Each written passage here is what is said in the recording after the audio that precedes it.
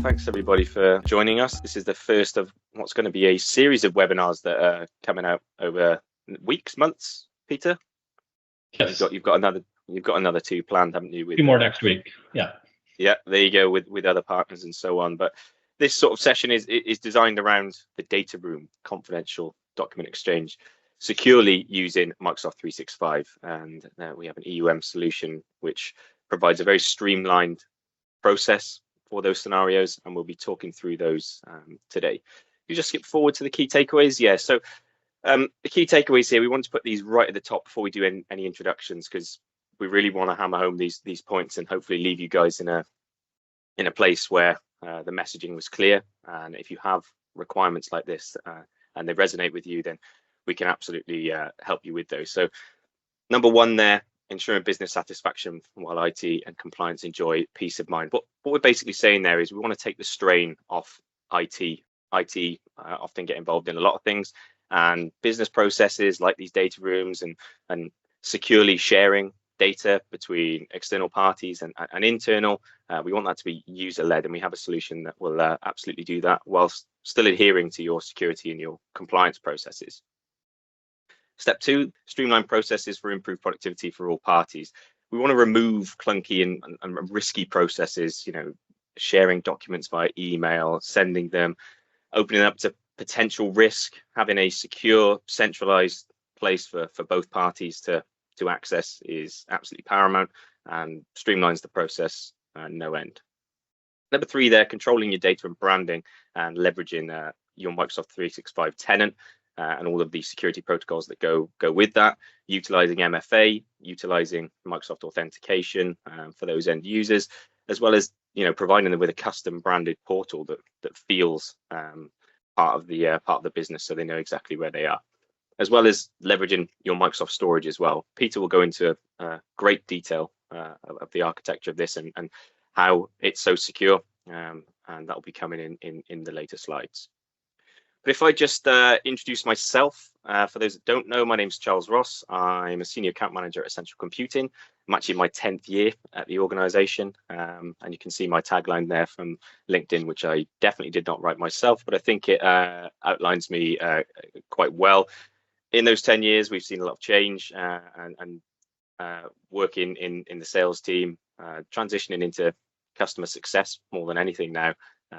It's been a fantastic 10 years, and working with the EUM has been an absolute pleasure as well. You can find me on that LinkedIn link there, search Charles Ross Essential, and I'd be happy to connect, because I'm often sharing bite-sized bits of information, useful webinars like this one today.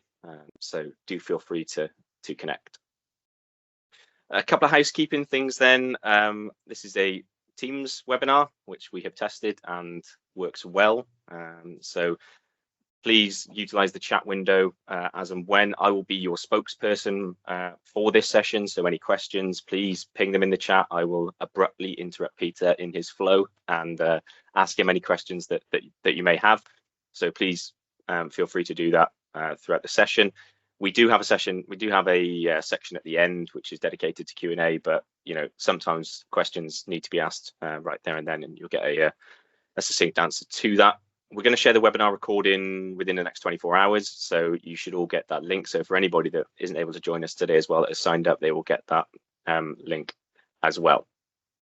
So who are Essential? I thought it would be a good idea just to sort of set the scene on who we are, and Peter's going to dive into a little bit more detail around our partnership and sort of why we're doing this webinar today. But Essential Computing has been around since 1991. That's actually a year before I was born, so pre-me. But we were one of the first Microsoft partners in the UK, and you can see that lovely picture on the right there is the marina outside our new office, which we've moved to just over a year ago. We're based in the southwest, just outside Bristol, in a little town called Portishead. But we've always been dedicated to Microsoft technologies and plug in the gaps, I guess, where Microsoft potentially falls short, or there needs to be some sort of add-on solution to help leverage organizations' investment into Microsoft 365. But we're dedicated to building strong customer relationships, and you can see on this next slide here, some of you guys in this webinar will have known us from previous projects, potentially migrations. We were heavy in the space for a long time, migrating people to and from email archives, which was one of the main ones, and the boom of M365, getting people into the cloud and adopting the M365, or Office 365 as it was then, getting things like email archives, journals, files into SharePoint and OneDrive. Since then, we've sort of transitioned into compliance and the technical bits and pieces. We've also got other areas of the business, such as workplace management, which I know some people in the audience today will know us from room and desk booking solutions that are integrated with Microsoft as well as the learning and development. We took on a product called LMS 365 a number of years ago now, and that has taken off. That's basically learning in the flow of work, providing secure learning using M365 authentication again, and embedding it within Teams and SharePoint, for example. So that also leads us into how we actually met Peter and the EUM team, because it was through our relationship, both of our relationships with LMS 365, that we got introduced. And since then, that was probably, what, 3 years ago, would you say, Peter, 2-3 years ago that you took over the external sharing and the external user side of things when it comes to LMS 365. And since then, we've developed our own partnership and have moved on to a lot of other things, such as the data room solution that we're going to talk through today. Very good. Thanks, Charles. Peter Carson here, President, founder of Envision IT and Extranet User Manager. Two brands, one company. Envision IT is very much like an Essential. In fact, we were started in 1988, so similar long lineage from that point of view. And through the consulting work that we did on the Envision IT side, built up the Extranet User Manager product and brand, which is what we're going to be focused on here today. Also a 13-time Office M365 MVP and president of the local Toronto Microsoft 365 user group. So I like getting out speaking and attending conferences. So, looking forward to being over in the UK a couple times this year, actually, for different events coming up. And again, all my contact info is in there too. We don't have my LinkedIn link in there. I should add that in there. We will make the deck as well as the recording available, so everybody will have access to all the links that are in here. But just to drill a little deeper into Extranet User Manager. I mean, it started as an identity management for people that you want to bring in from outside of your organization, that you want to collaborate with, securely share with, do different things with. And it's evolved and changed. And initially it was broader, and we sort of focused in as the cloud became dominant from a Microsoft point of view, and said, hey, let's just build this exclusively on Microsoft 365. So about 3 years ago, we launched a new version of EUM that did that, and that was about the time that we started the partnership with LMS 365. We went Essential, and things really started to move from that point of view. Try not to laugh too hard at we make Microsoft simple. I know it's a lofty and overall unachievable goal, but it's still a guiding light for us to say, hey, Microsoft is by definition complex. They're building enterprise software for everything from a one-person organization to a million-person organization, and it's going to have a lot of complexity as part of that. And we try and distill that down and say, hey, can we build a layer on top for very specific scenarios like the data rooms that we're going to talk about here today, to make that simple, to let the business be able to do what they need to do, to provide that exceptional user experience, not just for the internal business, but for the people that they want to share and collaborate with. So everybody can use this, adopt this, and be happy doing it. But that IT is involved, they're signed off, security and compliance is all being done properly. So you kind of check both check boxes. It's sometimes a competing goal in lots of people's mind, but done well, they actually complement each other quite nicely. And then just coming back to Charles's point around, how did Essential and Extranet User Manager come together? It was really through that LMS e-learning side of things that first brought us together. We've done a number of projects, both with our joint partner company, LMS 365, who's a third party here, as well as just between the two of us. And things like document sharing collaboration is what we're going to be focused on here today. But Essential has a cool workspace booking product that they've built out, and we've done some things around how do we bring our user management into that. Obviously more general SharePoint, extranet and external sharing and such are things that we do together as well. So, really enjoying the partnership and looking forward to doing lots more together from here. So, Charles, let me pass it back over to you. And yeah, perfect. I'll just run us through the quick agenda here. So, data room is a term that's thrown about quite a lot, and some people in the audience may have really good knowledge and understanding of what a data room actually is, but some may not. And this is more of a virtual data room opposed to the traditional on-premises data room. So we'll talk through exactly what that is and what issues that addresses. We're going to hopefully identify if a VDR is something that is a solution that might meet your needs. We've got unique document exchange. We've aimed this initially at the financial, insurance, and legal sectors. So some of the scenarios may be more specific to those organizations that sit within those. However, this is very open. We joked about it earlier on the call. There's never two requirements exactly the same. There's often similarities to be drawn, but keep an open mind. And if you're not sure, then you always are welcome to ping us a question, and we'll help you identify potentially a data room may be something that can help with you.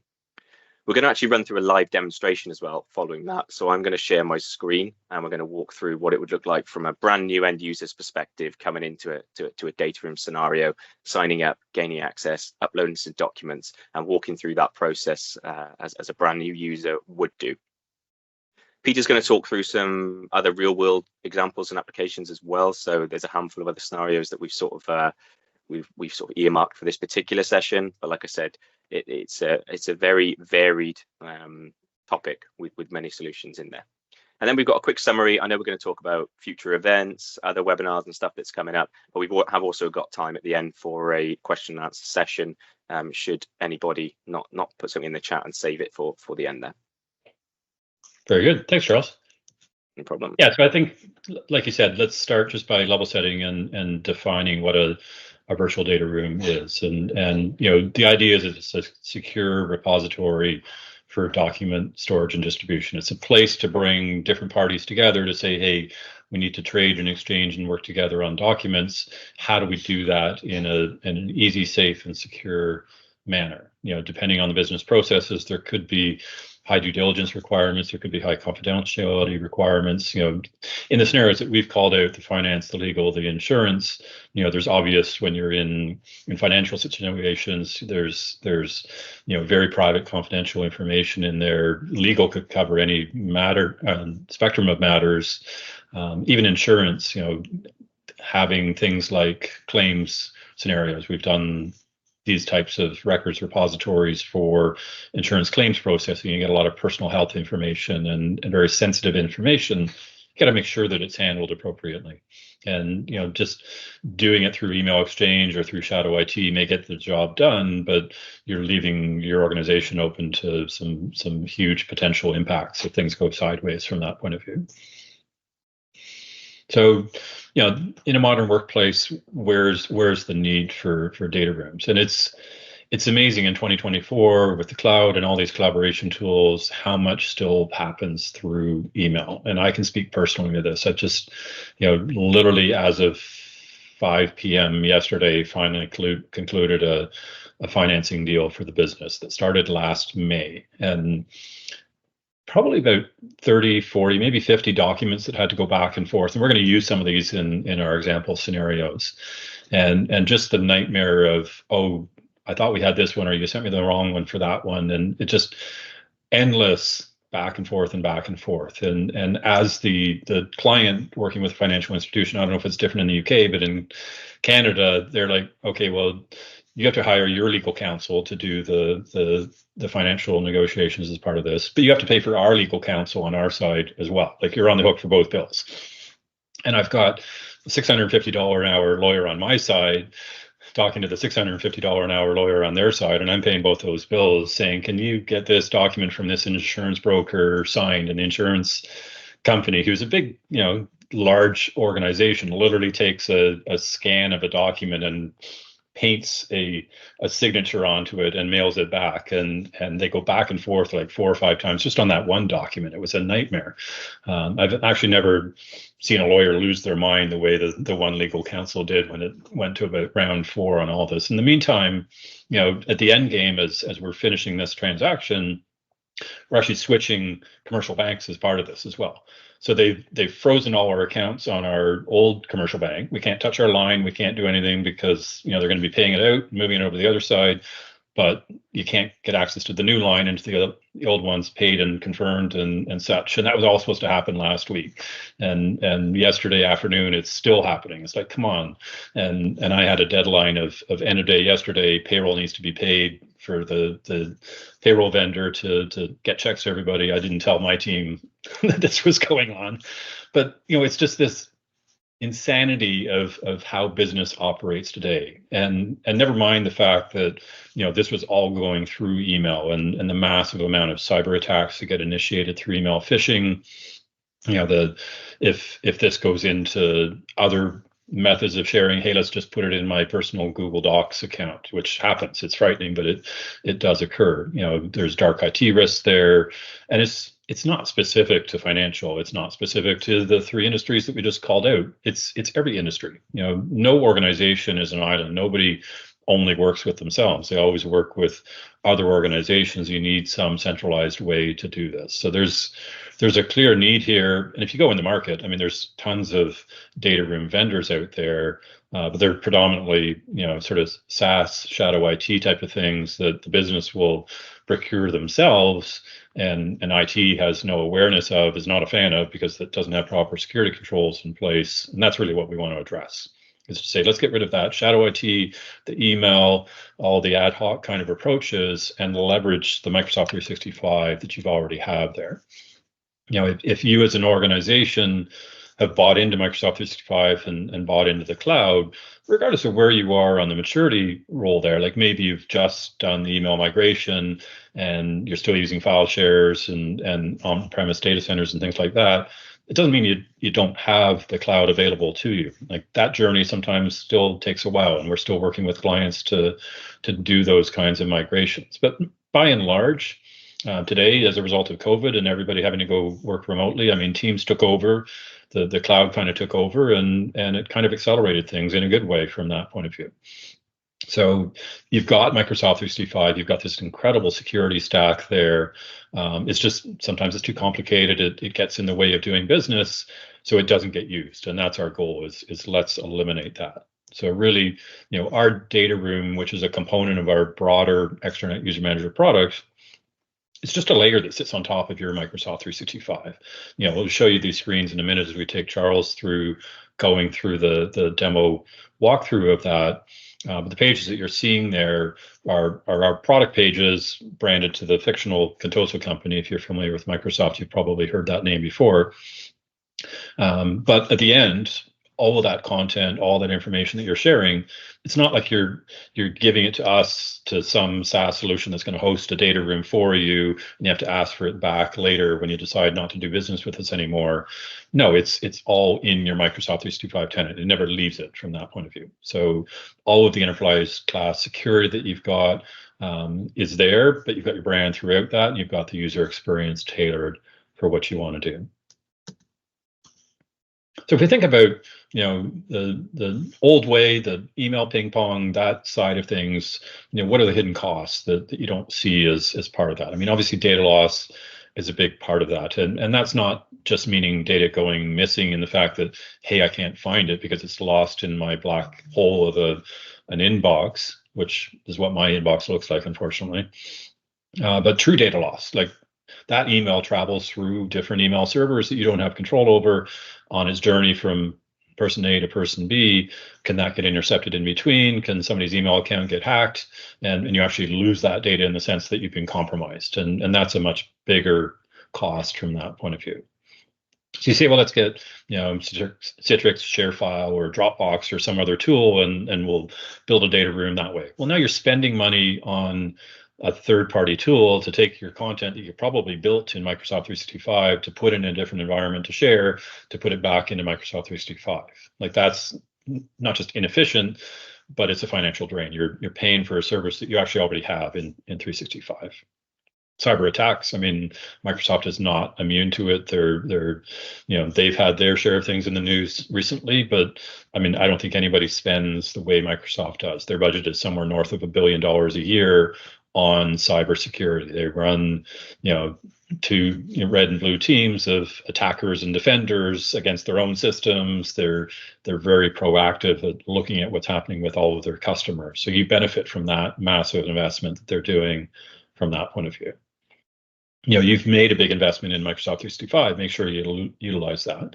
And last but not least, just that inefficiency. That, hey, where is this? Who's got what? Whose court is the ball in?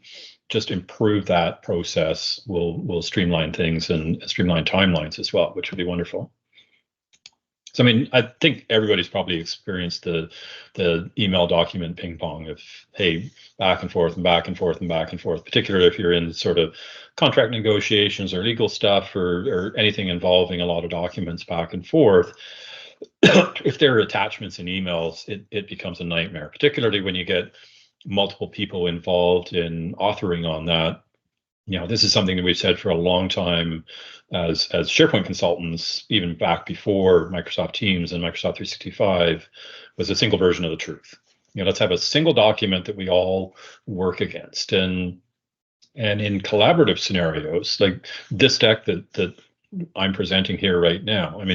Charles, I didn't look to see, but earlier this morning, you were in the deck at the same time as me, and we were talking about a slide, and Irina was in it at the same time, and she was literally authoring the slide and putting images while we were discussing that particular slide. That co-authoring experience in Microsoft 365 is amazing, and it just makes things so much better. Like if Sarah on your side, who does the branding work, and Irina does it on our side, we're doing it in two different presentations that we had to merge together, like it would never have come together the way it has here.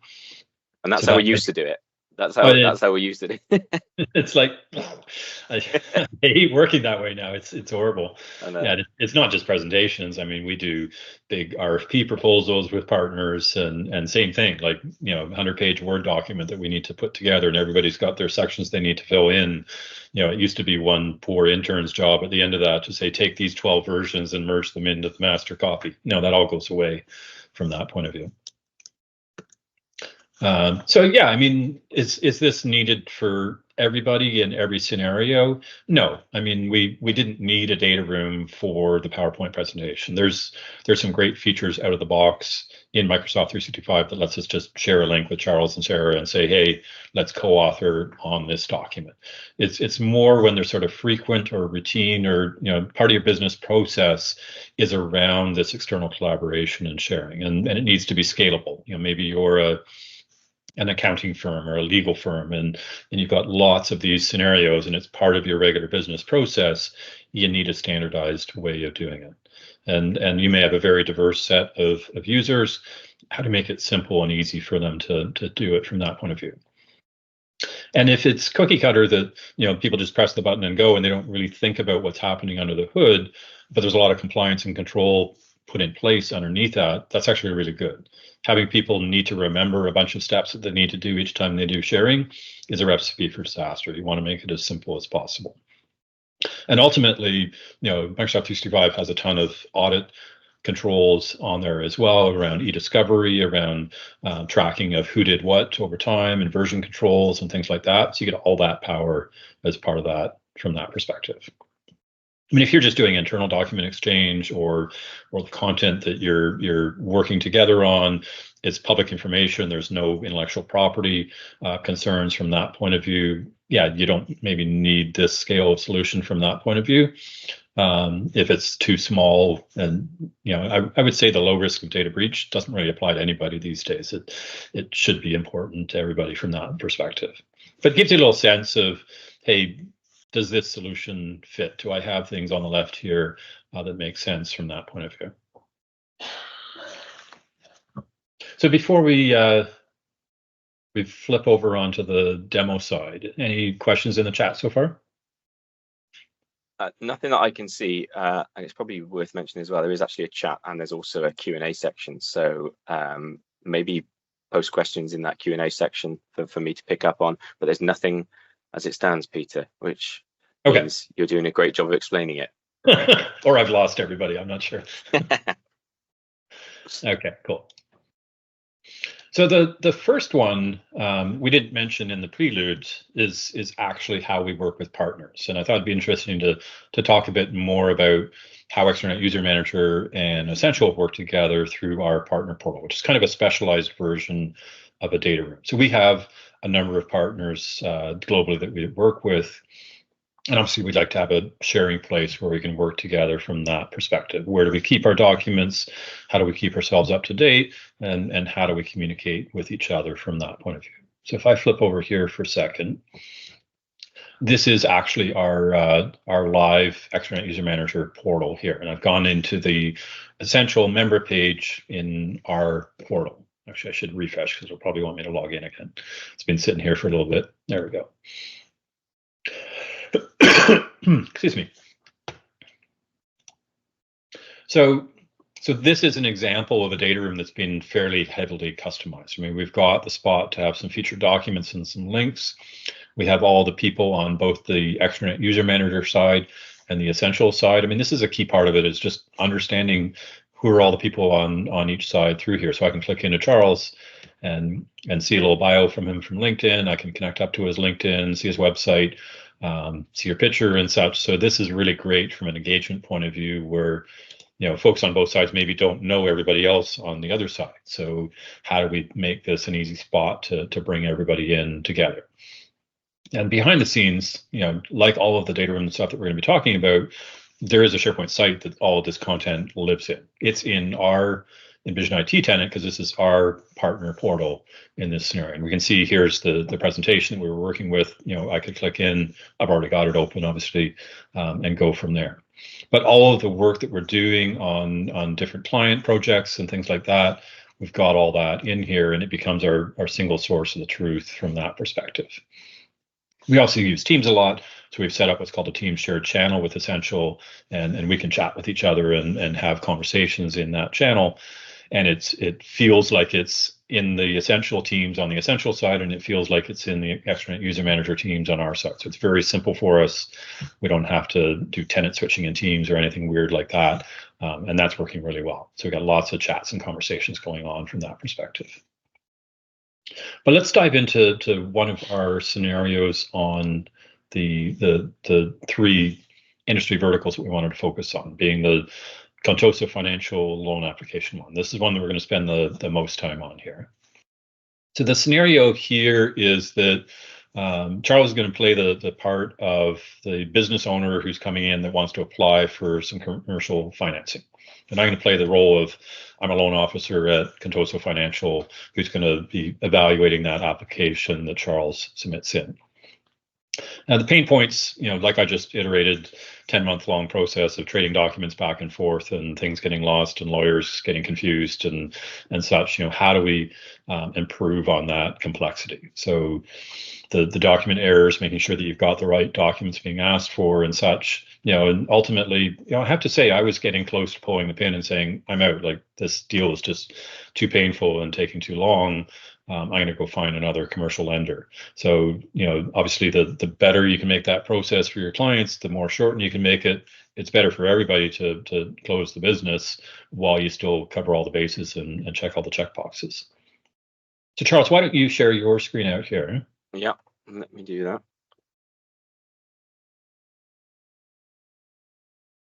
And my screen is above, so if I'm looking above the camera, I'm not just staring out the window, I promise. So I've copied in. So I'm going to the Contoso branding page. And then continue again. So, I mean, there's different flavors of registration forms. For demo purposes, we thought it'd keep it pretty simple. So go ahead and just fill your stuff in here, Ross or Charles, and the curse of having two first names, and also a colleague that's called Ross, and 10 years of working together, getting each other's emails and so on. Yeah, perfect. So go ahead and hit register. So this step takes a minute. So let's let this chug away here. So what's happening is when Charles first went to sign in there and ignore the first pass through, second pass through, he's not a person set up in there. We did a check and say, hey, has Charles ever had an account on our system? No. Okay, we need to go through that registration form that we just saw And we can have different flavors of that. They can collect a lot more information. You don't want to overload people at this step and ask for too much. I've seen registration forms with 40 fields on it, and it feels way too onerous from that point of view. So we kept this one quite simple from that perspective. Behind the scenes, what it's doing is it's setting Charles up as a guest in our Microsoft 365 tenant, so that he can then sign in and access resources that we've shared with him. Only what we've granted him permissions to. And it's also putting him into a group to be able to fill out the application as part of that. So there's some things on the Microsoft side that need to happen to get that all going. That's what we're waiting for here. So that's gone through now. Go ahead and hit continue. It basically passes through, and we're seeing the Microsoft login at this point here now. So I just want to talk through what happened there for a second. So this is Charles' first time coming into our tenant. Microsoft says you need to ask consent of the people that you're bringing in as guests, that they accept that you're going to share their profile information as part of that there. So that consent form is something that needs to be accepted by each person coming in. Now you can go beyond that. This is part of the beauty of using Microsoft under the hood. You can have your own terms of use that you put in there that also comes up as a step that they need to review and accept before they go in. And that's not us doing that. That's Microsoft enforcing it through their security. So it's nice and solid from that point of view. But let's go ahead and join the Contoso Financial Loan Application group there. So just hit the financial dreams of reality. I love that. So yeah, let's go ahead and access that group. This looks good. Okay, so now we're kind of in the door and we're ready to start to fill out an application. Obviously, a normal commercial credit application would be a lot longer than this, but we've kept it fairly brief from an interest point of view. So go ahead and fill out the information in there. I'll do it manually because I know we want to show a couple of things, don't we?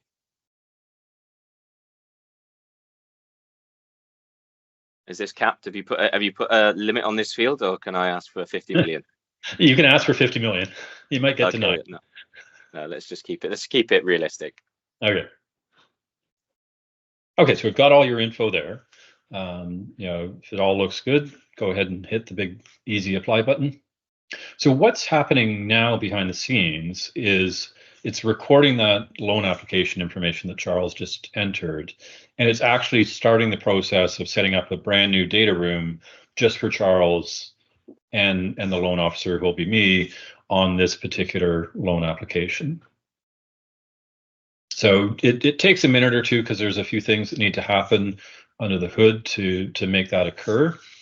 So maybe what I'll do is, while we're waiting for that email to come through on your side, Charles, I'll grab the screen back and we'll look at a bit of the behind the scenes of what's going on there. Yep. So let's just start with sort of the technical under the hood. If you're not a technical person, don't get scared here. The key point that I want to make is understanding what lives where in our solution. So we've got the EUM portal. So that's the Contoso branded portal that Charles was just in. And the key there is that we host it for you, so you don't have to worry about managing that yourself. It is a SaaS solution, but we host it in Microsoft Azure. So we're not running our own data centers or doing anything weird from that point of view. And currently we host in US, Canadian, and Western European data centers. We have clients all around the world. Those three tend to fit in general for most. We're going to be doing a similar webinar with Australia and New Zealand. New Zealand actually just got their new data centers went live last week, so they might be asking for something there from that point of view. But the key is that we manage the application for you, so you don't have to worry about that side of it. But the other key piece is that all of the data that we're talking about here, the documents that Charles is about to load up into the data room, exist in your Microsoft 365 tenant. So there would be a SharePoint team site that you would set up to create folders for each of the data rooms. There's a configuration Excel that we'll have a look at in a minute that kind of manages what you're asking for and how you want to structure that. All of that's living in your tenant. And when Charles came in at the beginning and he had to register an account and get set up as a guest, that's all getting done in your Entra ID, which is your security storage in your Microsoft 365 tenants. We're not holding any of that information. It's all living within your tenant. Even all the configuration for our product and how it runs for your particular installation, that's all in your Microsoft 365 as well. The only thing from a data point of view that we do hang on to on our side is we're leveraging Azure AI Search to make the application work better. And there's some cost benefits. It costs about $1,000 a month to run Azure AI Search. And we can spread that across a bunch of clients and keep the costs down from that point of view. So we run that on our side. And there is some data stored in that in our tenant as a result of that. If you said, hey, from a data sovereignty point of view, that's not acceptable, we could move that onto your side as required as part of that. There's just obviously some Azure costs associated with doing that you'd have to incur. So that's sort of what's happening from an overall point of view. If I come under the hood a little bit here and I have a look at the actual SharePoint site, I should have had this queued up, but let me go find the group that just got created. So this is the Charles Ross group that got created for the data room that Charles just filled in there. And it's got a SharePoint site configured for it that is going to keep all the data in. So if I go into that site and come on down into the documents library, as an end user, you don't really need to care about this, but we can see there's this new Charles Ross folder here. So this all got set up as part of a workflow that was running after Charles filled out that loan application. And one of the things in here is this Excel called the data room configuration. And the idea here is that we've got a starting point of documents that we need from Charles as part of any loan application. You know, it's a corporate financing, so we need a corporate deck, we need a cap table. You know, there's typically personal balance sheet as well as balance sheet on the organization, financial statements, AR, AP, you know, a whole bunch of stuff. And this list will get longer. I mean, as the deal progresses, there's going to be more things added in through there. And the key is me as a loans officer, you know, I can add another item into this list just by adding it in the Excel. And a loans officer hopefully knows how to use Excel. That's why we've chosen tools like that. It's super easy for them to use. And in fact, the folder properties shows what Ross typed into that form when he was filling it out. So we see the company name, the loan amount, the status of the loan, the applicant, all in there as part of that as well. And it's very easy to just add new things in here and make it part of your process. It's not like we need to write new code to make this all work. It just hangs together nicely from there. So Charles, why don't you grab the screen back? Have you got your email? I have, yeah. I've just loaded it up into a full screen so we can see the exact experience as Perfect.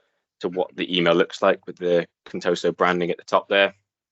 Yeah, so a couple things here. I mean, this email came from our envisionitdev.onmicrosoft.com, but it's using your Exchange Online. So whatever email you want it to come from your domain, it's not coming from some SaaS service. It's actually coming from your organization. So that brand is not just seeing the Contoso logo, it's the email addresses, it's the web address of the portal itself. All that's completely under your control. So we want to make sure that your brand is front and center through all of that. So yeah, go ahead and click on Go to your data room. Now this is going to take maybe an extra 10 or 15 seconds to load up because I went and edited that Excel and added a new thing that I wanted for you, which I wouldn't normally do right at the beginning of the process. So it saw that I changed that Excel and it's now going and saying, oh, I need to reconfigure the data room a little bit. And then I'm going to refresh the page and show it up for you here. So we'll see this spin for a little bit longer on the please wait, and then we should see the whole thing refresh. If I hadn't touched it, it should come through quickly from that perspective. There we go. Okay, so this is the data room page in this scenario. So the top card that we've got there, the Charles Ross, has the information that Charles entered into the application form. And think of that sort of as metadata or information about the data room as a whole. It doesn't apply to a single file, it applies to the whole package. All the stuff in here is about a $50,000 loan that's a new application for essential computing submitted by Charles Ross. If you scroll down, Charles, though, and let's see the bottom two cards. So there's a requested documents and a documents section here. One of the key pain points is people often get confused.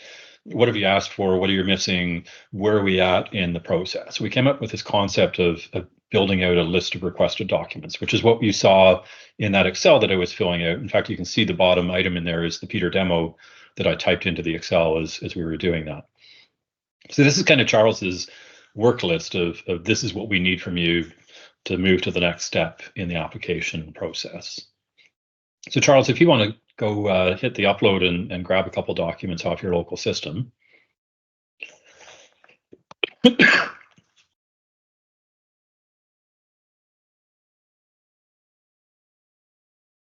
Select the top three. They seem to be sure. the easiest ones to grab. Yeah, you can drag and drop, you can multi-select. There's lots of different ways you can do it. And yeah, let's go ahead and just hit the upload first. Pretend you've never done this before, you're not sure what to do. I haven't. So you've got the document. We don't know what these documents are. You got to tell us a bit more. So let's go ahead and pick some document types from there. So you're basically mapping your file names to the things that we've asked for. What's what in this list here?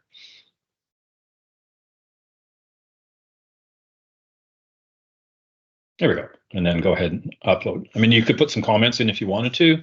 Likewise, you can see there's some instructions that I've provided as the loan officer on the requested documents. So there's the ability to communicate both ways through there.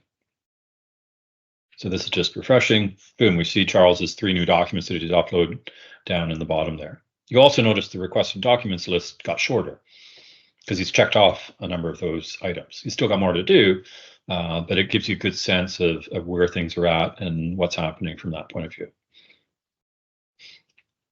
Now, if you wanted to get a package yourself, or maybe I, as the loan officer, wanted to get a package, Charles, just the middle icon in the bottom there, the download one, if you go ahead and click that, what that'll do for you is it takes all the documents in your package, zips them up, and downloads to your browser. So now you've got a zip file of those 3 documents. So if anybody needs the whole package related to the data room, there's a quick and easy way to grab stuff from there.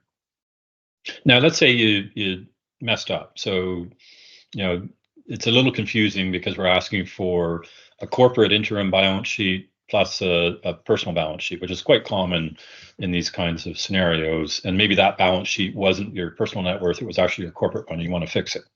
So the second icon in the bottom, the little pencil, is allowing you to update that. So go ahead and click that.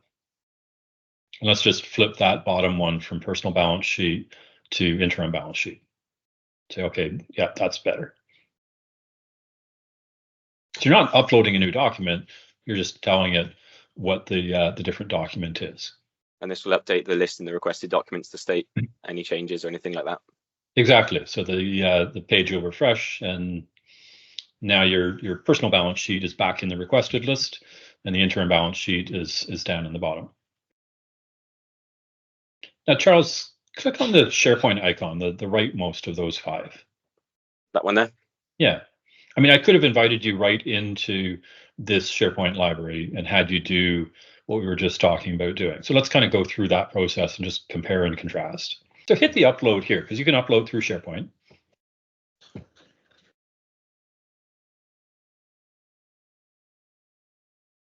And just pick a 4th document from your list here.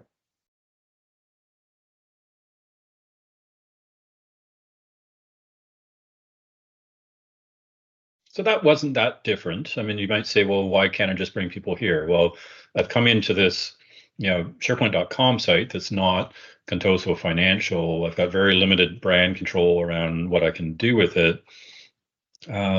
Charles, we now need you to tag that document and tell us what it is. So go ahead and don't click on the document, click somewhere on the row. We got to be very careful in SharePoint how we click so that we can select that document.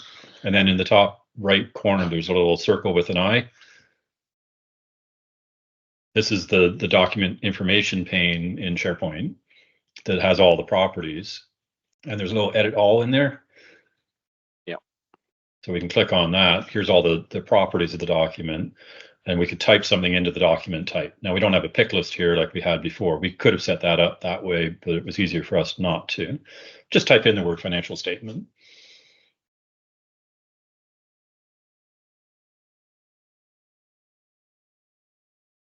And then hit save. And if you go back to your middle tab in your browser, Let's just refresh this page. I mean, the beauty of the solution is because it's live built on Microsoft 365. The changes that Charles did in SharePoint will live show up in the data room here, and we can see that financial statement has shown up. But think about the steps that I just had to take them through to do that, and imagine a non-technical business owner trying to do a loan application who never uses SharePoint Online, trying to figure out how to do all that. They'd never succeed, and we'd be back to email ping pong. So it's streamlining that process and saying, okay, what's unique around this process? How do we make that hang together super easy? And that's our goal. And the idea is that these can be tailored and customized very specifically to particular scenarios. Cool, thanks, Charles. Why don't I grab the screen back? So we're not going to go through all the other scenarios, but I do want to talk to them at least. I mean, we talked about financial, legal, and insurance as sort of three key scenarios, and we'd start to build out a scenario around a Contoso legal matter, and there's typically a lot of back and forth documents with a lot of those types of matters. So we started to build out what a matter scenario would look like as well. So let me come over here.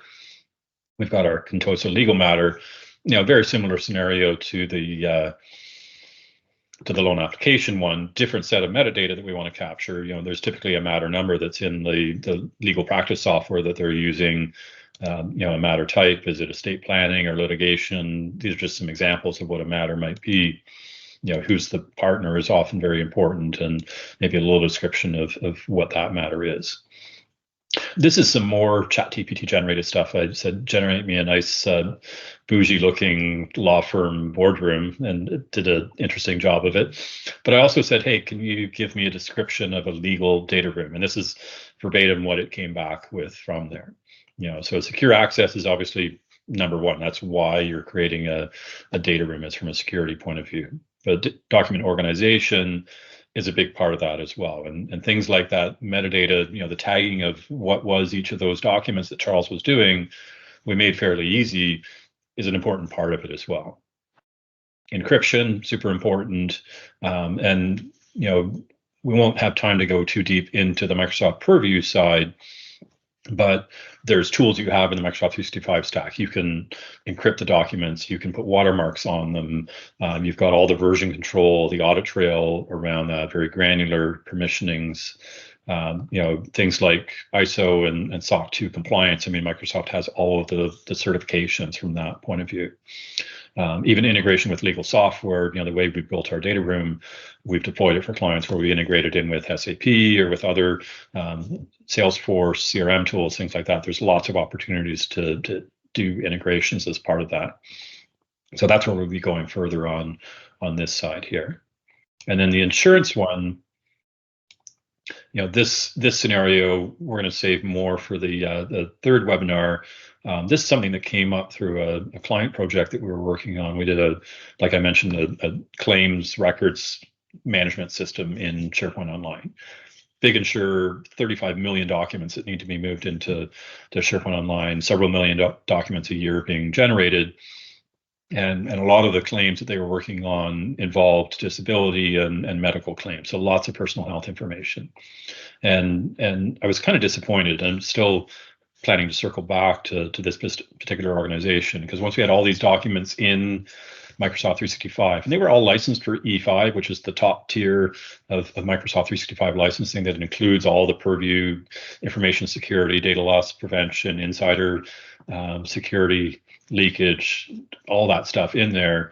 They weren't using that. They were downloading the documents from SharePoint Online, uploading them into Citrix ShareFile, sharing them with medical labs that were doing medical stuff with this personal health information, and then moving it back over again. So it's sitting on people's local drives. It's sitting in ShareFile. It's who knows what's happening on the medical lab side. Like, you can control that whole experience, that even if you let somebody download the documents like Charles did when he downloaded that zip, they can be encrypted, they can be secured, so that even if you put them on a thumb drive and give them to somebody, that somebody can't open them unless they can prove by signing into Microsoft that they're allowed to see those documents, even though they're not in Microsoft 365 anymore. So there's some really good security features that are available in the stack as part of that.